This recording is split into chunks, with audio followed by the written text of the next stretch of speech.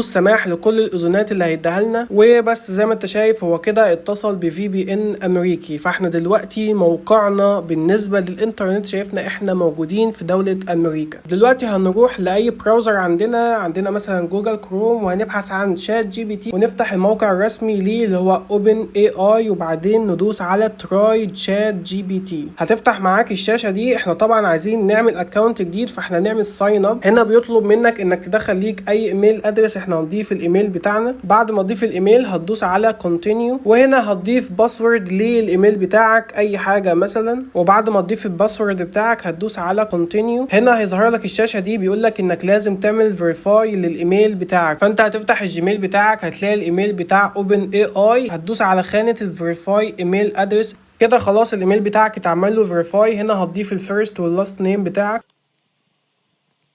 وبعدين دوس كونتينيو. وهنا بقى نيجي